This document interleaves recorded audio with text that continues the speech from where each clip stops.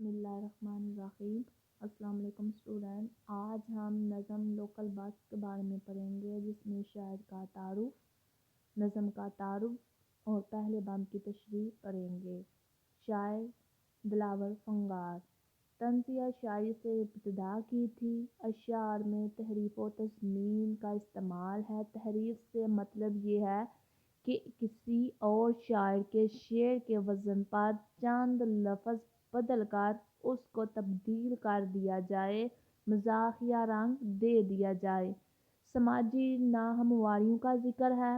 ہمارے معاشرے میں سب ایک جیسے تو نہیں ہیں، طبقاتی نظام ہے، امیر غریب کا فرق بہت زیادہ ہے، اس کا ذکر کرتے ہیں۔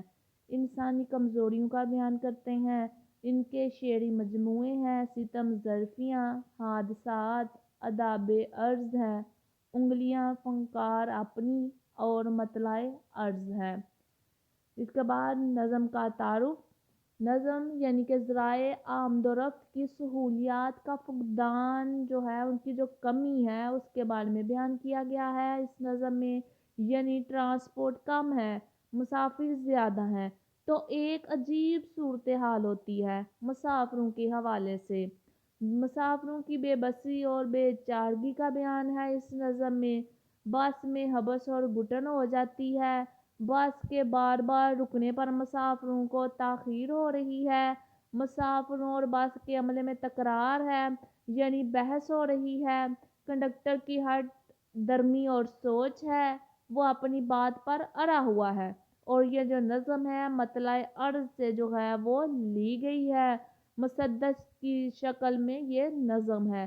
مسدس کس کو کہتے ہیں؟ میں نے آپ کو بتایا تھا کہ 6 مصرعے ہوں اور 3 اشعار ہوں تو اس کو ہم مسدس کہیں گے۔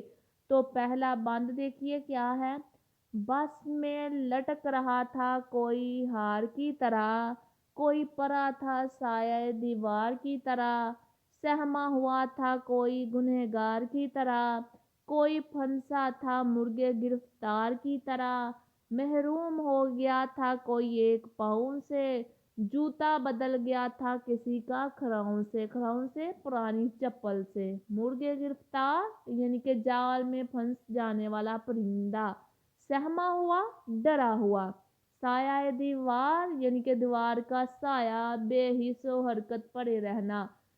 تو اس میں یعنی کہ اب ایک ایک لفظ کی طرف دیکھیے۔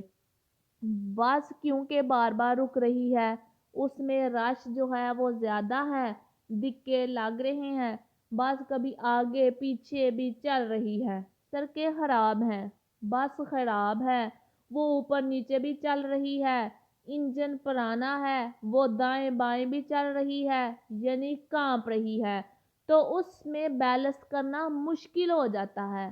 پھر اچانک بریک لگانا اور چھوڑنا تو آپ جانتے ہیں، بس کی چھت کے اوپر ایک پائپ سا ہوتا ہے، تو لوگ اس پائپ کو پکڑ کر کھڑے ہوتے ہیں اپنا بیلنس جو ہے وہ برقرار رکھنے کے لیے، لیکن گر نہ جائیں۔ لگتا یوں ہے کہ انہوں نے بس کو نہیں پکڑا ہوا بلکہ اس کے ساتھ لٹکے ہوئے ہیں۔ کوئی پڑا تھا سایہ دیوار کی طرح۔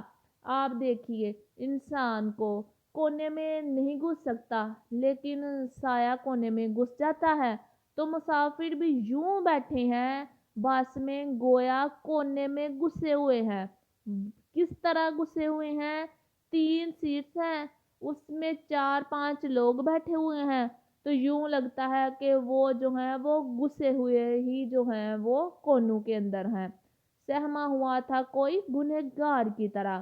انسان گناہ کرتا ہے تو ڈر اور خوف ہوتا ہے سزا ملنے کا۔ کچھ ایسا ہی لگتا ہے کہ گویا مسافر ڈرے ہوئے ہیں۔ کیا گناہ ہوا ان سے؟ کیا جرم ہوا؟ اس بس میں بیٹھنا ان کا جرم تھا۔ وہ کیوں بس میں جو ہے وہ بیٹھے؟ وہ کیوں بس میں بیٹھے؟ لیکن وہی اردو کا محاورہ آپ جانتے ہیں، مرتا کیا نہ کرتا۔ اب جس نے آنا ہے قصبے دیہات سے، اس کے پاس ذریعہ اور کوئی ہے بھی نہیں ہے، تو اس نے اس بس میں بیٹھنا ہے۔ وہ جانتا اس بس میں حادثہ بھی ہو سکتا ہے، جان بھی جا سکتی ہے، لیکن وہ کیا کرے، وہ اسی بس میں بیٹھنے پر مجبور ہے۔ لیکن ڈرا ضرور ہوا ہے۔ زندگی سب کو پیاری ہوتی ہے۔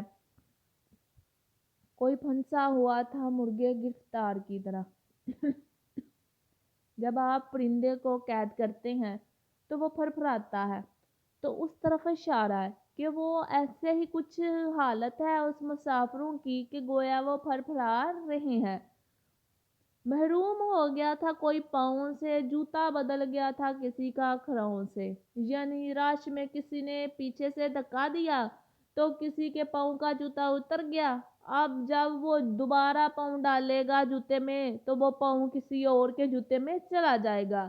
یہ بہت مشکل ہے کہ اس غریب کا جوتا مل جائے جو ایک دفعہ گیا سو گیا۔ وہ دھکے لگ کے وہ جوتا آگے سے آگے چلا جائے گا۔ یہ بھی ممکن ہے کہ وہ دروازہ کھلے اور وہ جوتا کوئی اور نیچے گرا دے۔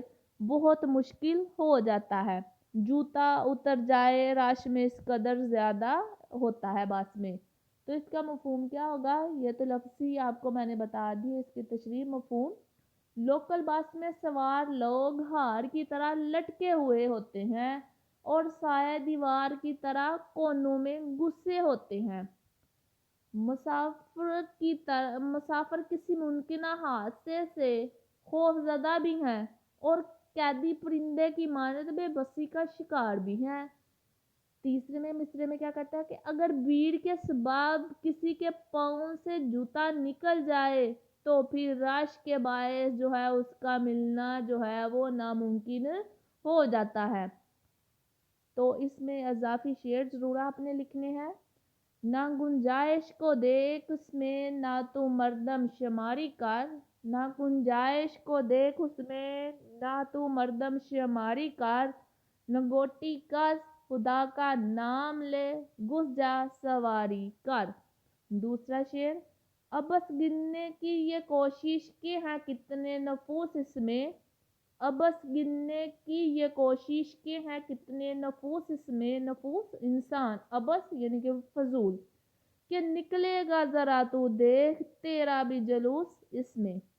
امید ہے آپ کو سمجھ آ گئی ہوگی۔ اگلے 2 بند کی تشریح انشاءاللہ ہم اگلے لیکچر میں دیکھیں گے۔ اللہ حافظ۔